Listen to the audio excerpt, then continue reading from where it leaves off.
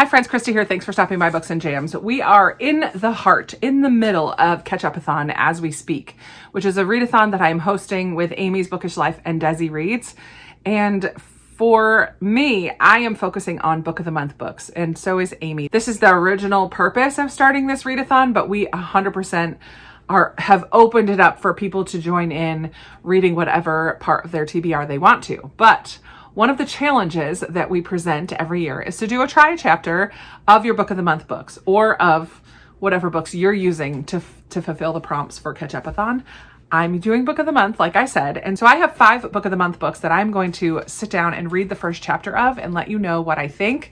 And the way that I chose these this time is simple. I opened up my Book of the Month spreadsheet and I chose the 5 lowest rated, in hopes that maybe 1 or 2 of these I'll be just ready to DNF and get off of my shelves without even reading them. That's what happened for the last 2 years of Ketchupathon. So I'm kind of hopeful that the same thing will happen this time. At the same time, I also would love to really enjoy these books and want to read them even more. So we shall see. But I'm going to start with my 5th lowest book and tell you what all 5 of them are. And then we will go through and see what I think of each of the first chapters. So in 5th place is Let Us Descend by Jesmyn Ward. This has a 3.7, which is not that bad. Typically, if it's below 3.5, I don't have high hopes for it. I know Jesmyn Ward writes very poetically, and I really enjoyed Sing Buried Sing, even though it's not my typical style of writing that I really enjoy. It's very focused on word choice, and it just is on a sentence by sentence level beautiful. I don't know if Let Us Descend is going to be the same way, and honestly, I don't really know what it's about yet. I will look into that when I take a look at the first chapter, but the first one I'm going to be looking at is Let Us Descend. My 4th to the lowest is Sisters in Arms by Kaya Alderson. I've never read anything by this author before. I don't know if this is her debut or not. This one has a 3.69, so pretty close to Let Us Descend. I'm not lowering my expectations for a 3.69, but I'm hopeful that I'm going to enjoy this. It looks like historical fiction, looks like it's going to have something to do with war. We will talk a little bit more about the premise of these books when I look at each one individually. The 3rd to the lowest is one that I just added. Oh my goodness. I just added this to my July box, The Last Word by Taylor Adams. This one will be a thriller. I have read No Exit by Taylor Adams and really liked it. And I've heard some mixed things from people about this one. I know some people who really enjoyed it and others just thought it was okay. We're going to see where I land. This one also has a 3.69 rating on Goodreads currently. The 2nd to lowest on my Book of the Month shelves is Invisible Hour by Alice Hoffman. This is maybe one of my shortest, or my shortest, that I have on my shelves. This one has a 3.59 rating, which is borderline on that. Lower your expectations, Krista. This is not going to be very good. So we'll see. I have read other Alice Hoffman books. I really enjoyed The Dove Keepers by her. I don't know if this is going to be more on the witchy side of things, like her Practical Magic series, or if this is going to be more historical, like The Dove Keepers. I really don't know. I know it's probably going to have some strong female characters because she does that really well. We'll see. And then the 5th and lowest rated book on my Book of the Month shelves is The Kingdom of Sweets by Erica Johansson. This one has just a 3.22. That to me is so low. 3.22. Oh my word. Why are people rating this one so low? Or is just everybody giving it a 3 and there not being really any outliers with the high and the low?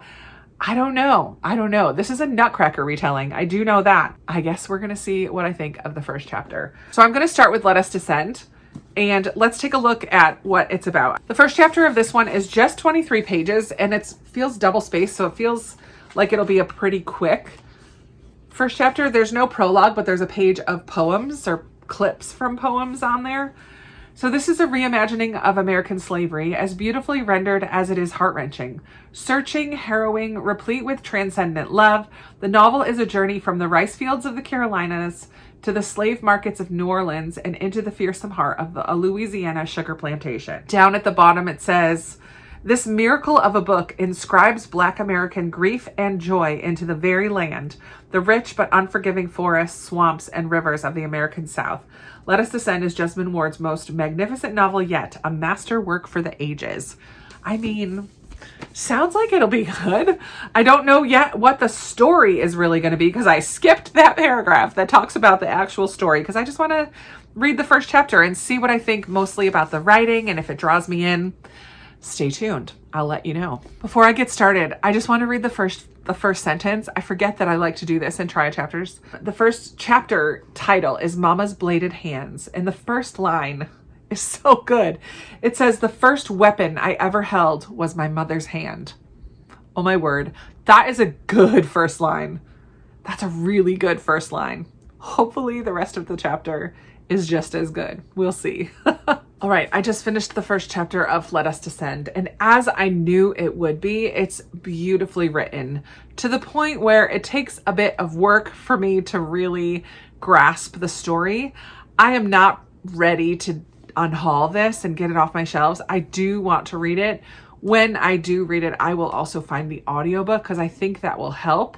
I do think this is not going to be fast paced. It is not a thriller or mystery. It is just the story of this young girl, Annis. She and her mother are the two people that we see in the first chapter. They find time in the early hours of the morning to go into a nearby clearing where the mother teaches Annis how to fight with spears that she has whittled from tree branches. She learned how to do that from Annis's grandmother, who was a warrior in Africa, I believe. Doesn't exactly say locations. It's all very poetically told. But they also are called up to the house that's where they have to work.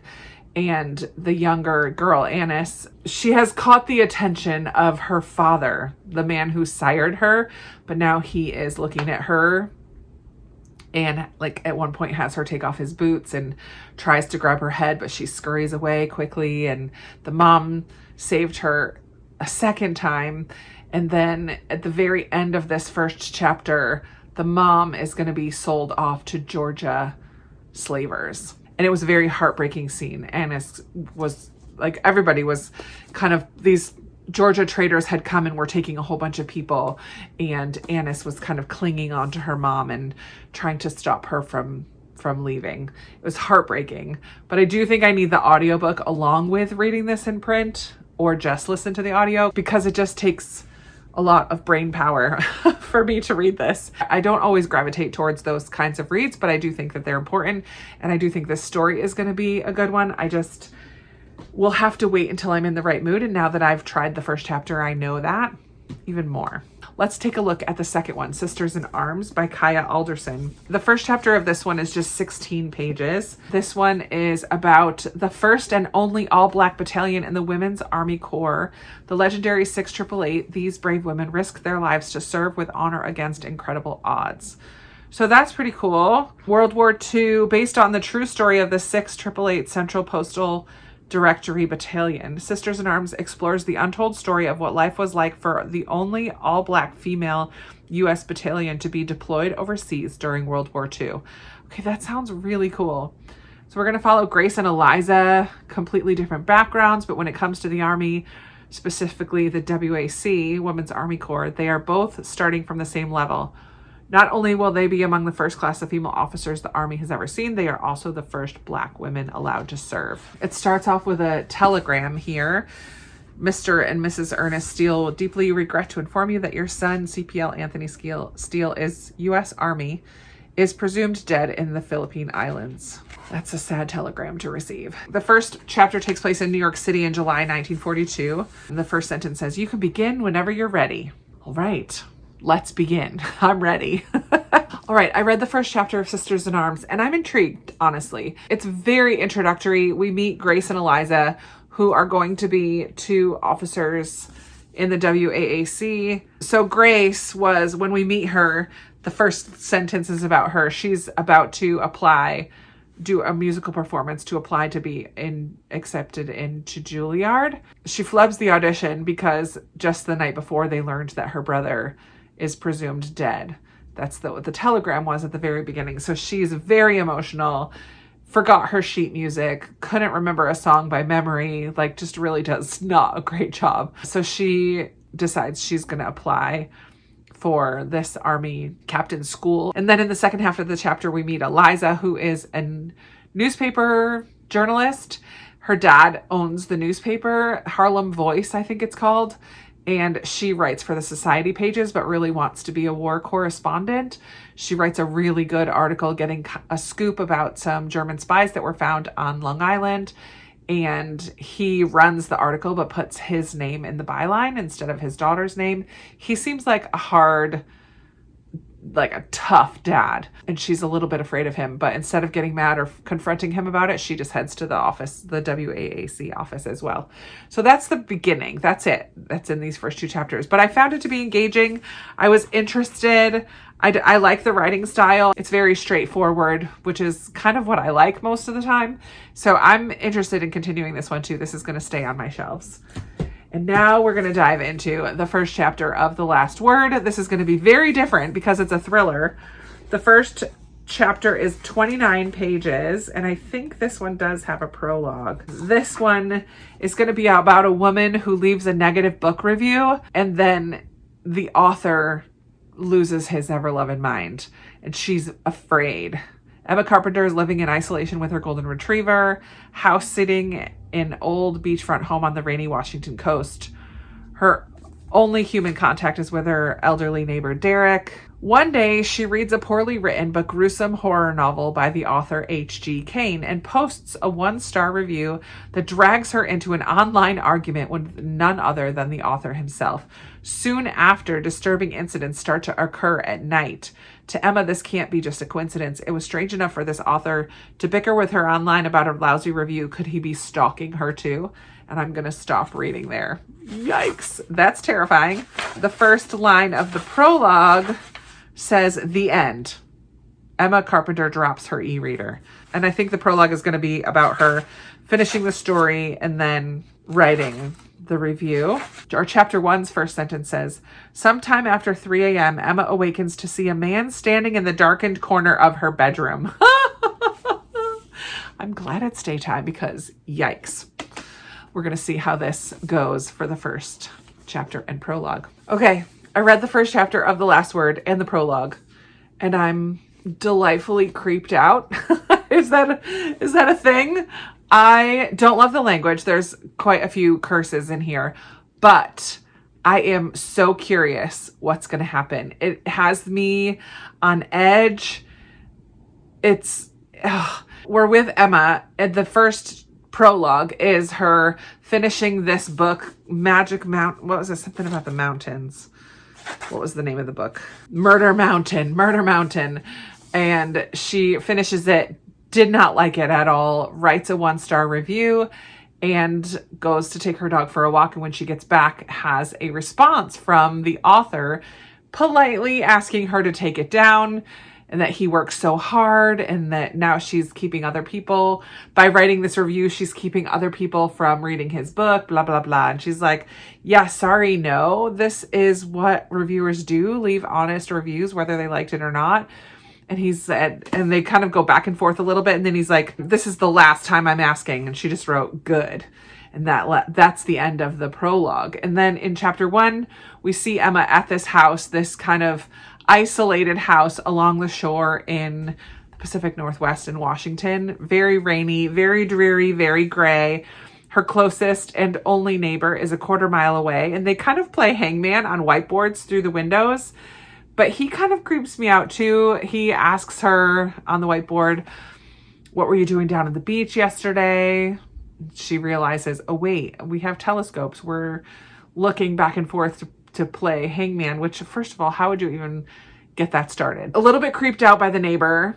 She also woke up and thought she saw someone standing in her bedroom, which is how the first chapter started. There's nothing there, but it freaked her out. So she turned on all the lights and went through the whole house, checked every single room, got down to the basement, heard an intake of breath or something. It turned out to be her dog, but it it just builds this creepy intensity. And I don't read books like that very often. So my heart was racing as I was reading parts of this first chapter, and I'm intrigued. So I'm going to keep this one too. It was intense, but I am going to take a little break right now. I need to do a few other things before diving into my two lowest rated ones, The Kingdom of Sweets and The Invisible Hour. So I will do those at another time, but wanted to at least get this started so that it can go up while Ketchupathon is still happening. All right, it is a couple days later and I am back to do the next chapter. I'm going to try a chapter of The Invisible Hour by Alice Hoffman. This one is my second to lowest rated book. It has a 3.59, which is pretty low for an Alice Hoffman book, I feel like, especially. So we're going to see what I think of it. The first chapter is 35 pages. I probably will not read all 35 pages. There is a prologue as well as a first chapter, but let me just get a general idea of what this one is about. A novel about a fierce heroine whose life is saved by a book and its author, even though they live hundreds of years apart. Okay, I am very intrigued by that. One brilliant June day, when Mia Jacob can no longer see a way to survive, the power of words saves her. The Scarlet Letter was written almost 200 years earlier, but it seems to tell the story of Mia's mother, Ivy, and their life inside the community. Okay, so far I'm very intrigued. An oppressive cult in Western Massachusetts where contact with the outside world is forbidden and books are considered evil. But how could this be? How could Nathaniel Hawthorne have so perfectly captured the pain and loss that Mia carries inside her? Okay, I am very intrigued by that. So the first line of the prologue, it's italicized. I'm wondering if it's a passage from the Scarlet Letter. It has no title or anything written above it. It says, I began my life for the second time on a June night in the year I turned 15. My name was still Mia Jacob. So no, it's not part of the Scarlet Letter. But that's a good first line. I began my life for the second time on a June night in the year I turned 15. Why is it her second time? And then the first chapter of the actual first chapter, which is part of part one, which is called Across the Universe. Ivy Jacob came from Boston and had lived her whole life on Beacon Hill, but whenever she was asked where she grew up, she would say west of the moon. Okay, so it sounds like we're going to dive into Ivy's life, which we already know now is Mia's mother. So I'm very intrigued. Maybe I will read all 35 pages. I don't know. All right. I read up to page 15 in this book, and I don't need to read any further. And it's not because I wasn't liking it. It's because I'm loving it. So this is definitely not going anywhere. I'm very curious why it only has a 3.5, because I'm very drawn in right away to both Mia and Ivy's stories. The italicized prologue is present day Mia escaping from this cult. She's about to get punished. They're going to brand her with an A on her arm. She's already had to wear a badge thing with an A around it. Not for adultery, but for affront and anarchy. A for acts of wickedness. A for avoidance and antisocial behavior. A for ambition.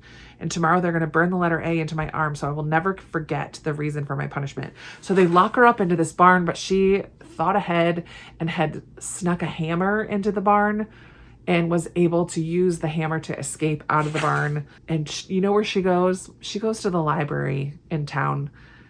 I don't know why she didn't go farther than that, but this is like a secluded community outside of the town. So I don't know if I don't know what's going to happen to her yet, but I'm very invested in Mia's story. And then when we start chapter 1, we go to Ivy, who's Mia's mom, living and growing up in Boston, loves to read, loves pushing the envelope, bucking the system a little bit, doesn't get good grades, but she's really smart, but also kind of gets caught up in this romance with a college boy. And he is a Harvard student, and she thinks that their relationship is more important than it actually is. He's just stringing her along because they were neighbors or whatever. Her parents are very wealthy, and so not thrilled when they find out that she's pregnant, plan on sending her away and getting the baby adopted out. She runs away, grabs her stuff, is sitting by a bus station, and this other girl comes up and tells her about this community in Western Massachusetts. And she had stolen her dad's credit card, so gets some money out of the ATM, and they head out to Western Mass, to this community. And the dad had hired a PI to try to track his daughter down, sees that she's out there and that she actually married the cult leader. The dad just kind of shuts his office and pretends that he doesn't know. He has no intention of telling her, Ivy's mom. And that's where I ended. In the middle of page 15, I'm like, that is a lot of story in these first 15 pages. I'm invested. So definitely going to continue the Invisible Hour. Really enjoying it so far. I think this might be my favorite of the ones I've tried a chapter. I will rank them at the end. I realized as I was reading this that I didn't do that yet. But the final book that I need to try a chapter of is The Kingdom of Sweets by Erica Johansson. This is the lowest. It has a 3.22 rating, which is really low. It's really low. The first chapter is only 16 pages, and it is it's a prologue, or in here it's called the Overture, which is when you go to a show, because this is a Nutcracker retelling. And then and that's 9 pages. And then we have Act 1, Christmas Eve, that goes for the next just very few pages. So we got 16 pages to read. I will try to read all of them and let you know what I think about this. But all I know is that it's a Nutcracker retelling. This gloriously transportive reimagining of the Nutcracker tells the tale of twin sisters divided by envy and magic and set against each other one fateful Christmas Eve. Light and dark, this is the accursed birthright placed upon Clara and Natasha by their godfather, Drosselmeyer, whose power and greed hold an entire city in his sway. Charming Clara, the favorite, grows into a life of beauty and ease, while Natasha is relegated to her sister's shadow, ignored and unloved. But Natasha seizes the opportunity for revenge one Christmas Eve when Drosselmeyer arrives at the family gala with the Nutcracker, an enchanted gift that offers entry into an alternate world, the Kingdom of Sweets. And we will stop reading there. I'm intrigued. I mean, it sounds really good. Okay, I thought this author's name sounded familiar to me. She wrote the Queen of the Tearling series, which I never read, but I remember being very popular when I first was on BookTube many years ago, like 8 years ago. Okay, first sentence of the overture says, everyone called him Godfather. Okay, I mean, whatever.